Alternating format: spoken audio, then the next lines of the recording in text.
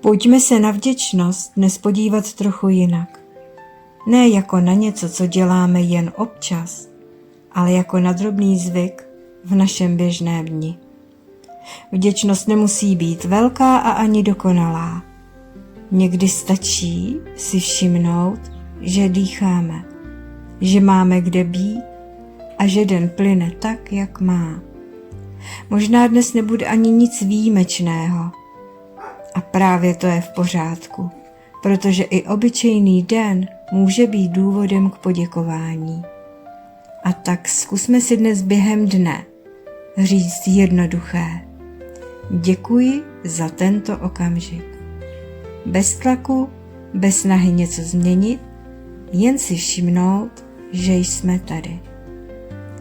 A když se vděčnost stane naší součástí, naší každodennosti, tak k nám přichází větší klid a lehkost. A to úplně stačí. A afirmace, kterou si dneska můžeme opakovat, je: vděčnost je přirozenou součástí mého každodenního života.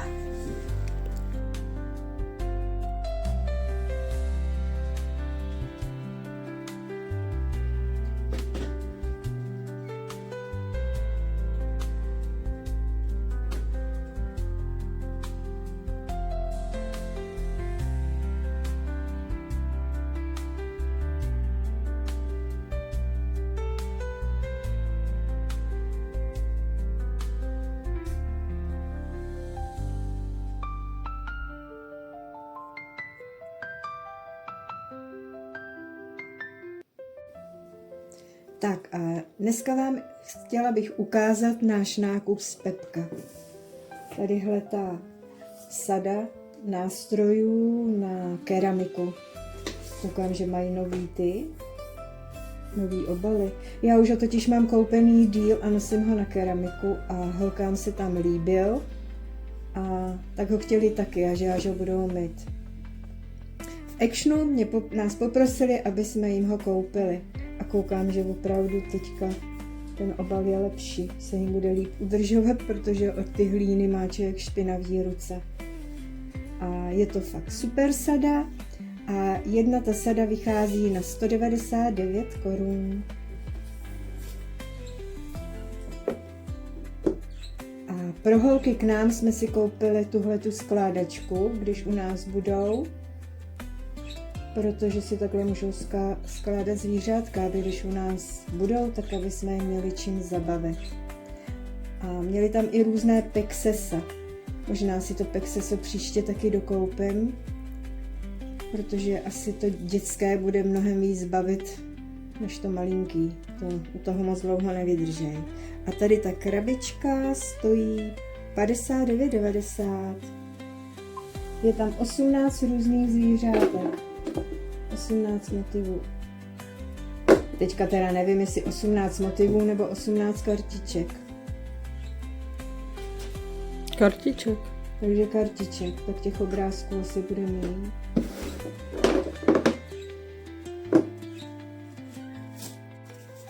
Tak jsme to rozdělali a je tam opravdu asi 18 kartiček. Takže tam těch zvířátek je asi 4. Máme, dej to prosím, vejš, ať to viděj. Ne, tady bude asi pejsek, kravička, prasátko, ptáček, slepička, asi i ovečka.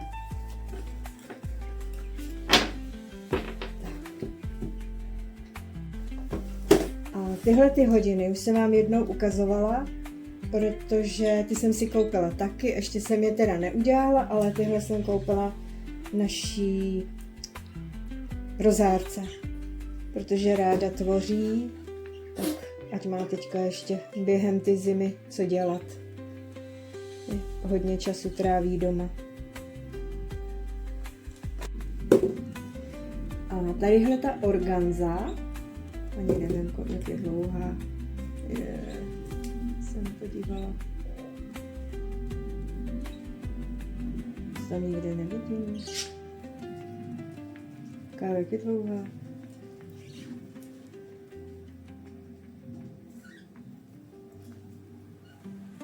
Tady už to vidím, 30x200 cm.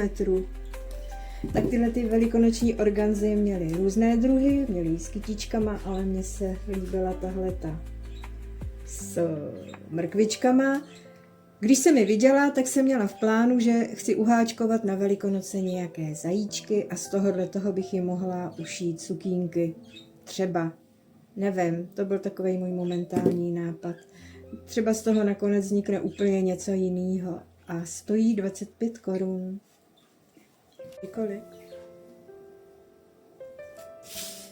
A tadyhle ta pomůcka při vaření vajíček. Už mám několikátou, ono to nevydrží na věky, ono, jak se to vaří, tak to potom postupně bledne, že tam pak už není nic. A tady máte takový stupně a podle toho poznáte, jak chcete, jestli aby to vajíčko bylo tekutější, polo nebo úplně uvařený. To ono se to potom ta barva jakoby zmršťuje. A tahle ta minutka na vejce, ta stála, ti nemůžu najít, 24 korun. A opět jsem neodolala a odešly se mnou další nalepovací kamínky. Tuhle tu barvu ještě nemám a tyhle kamínky tam vychází na 19 korun. Jedny ptačí tyčinky v medu pro naše pipinky a ty jsou za 19 korun.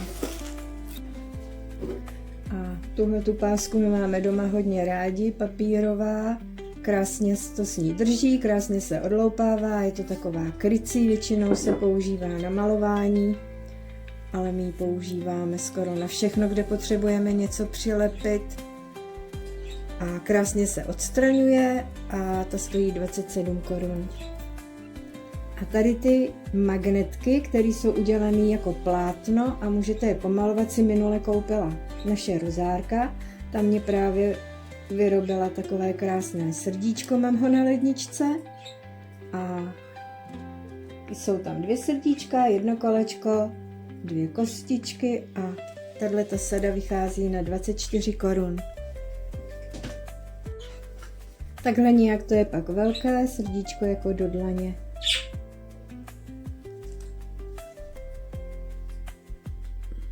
Rozárka mě ho natřela na červeno a okolo mi dala kamínky. Z druhé strany je magnetka.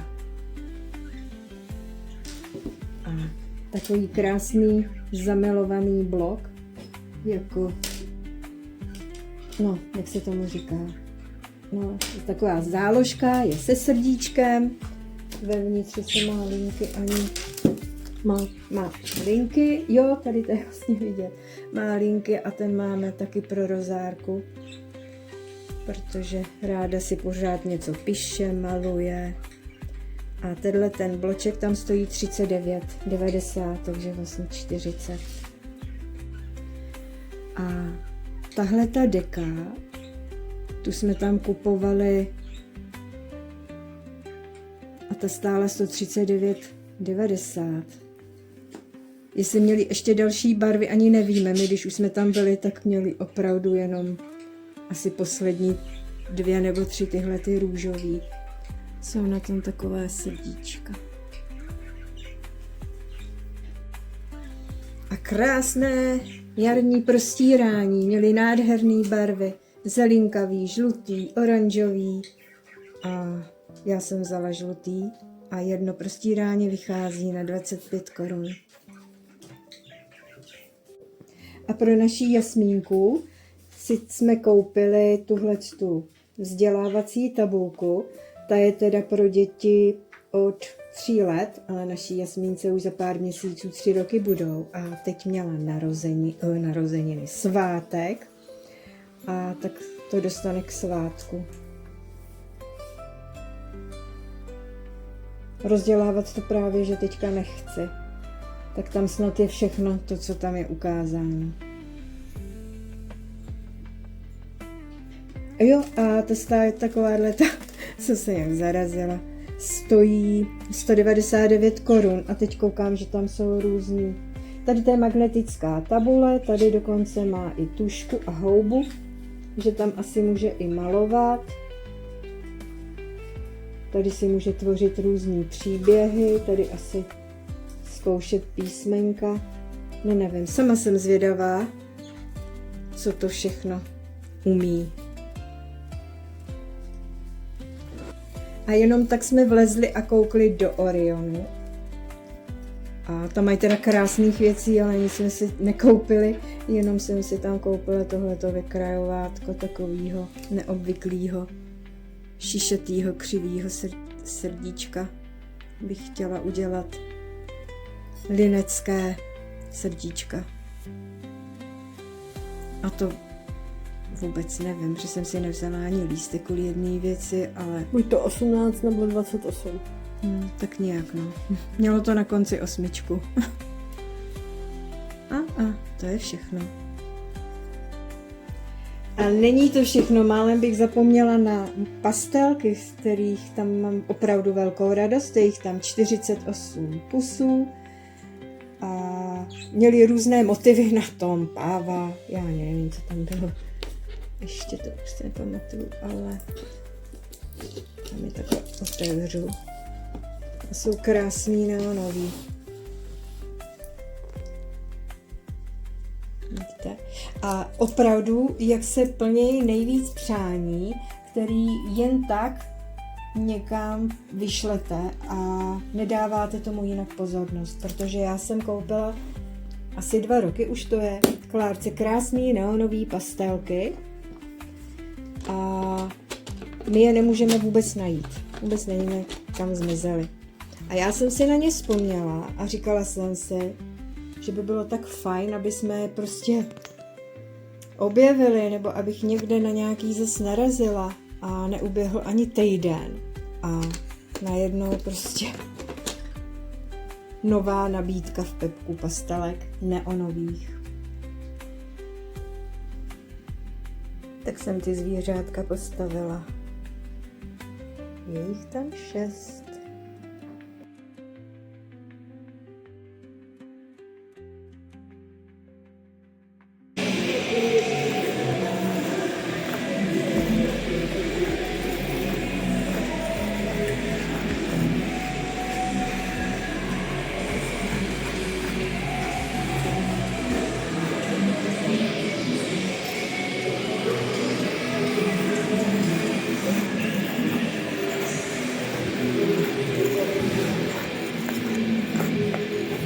Děkuji vám, že jste dokoukali až sem a omlouvám se za ty ne překlepy, ale přeslovy, nebo jak to mám říct. Několikrát jsem tam řekla místo Aktion Pepko, tak se omlouvám. A budu ráda, když mě něco připíšete do komentáře, nebo mě pošlete srdíčko nebo kytičku a nebo si klidně můžete dát i odběr. Mějte se krásně.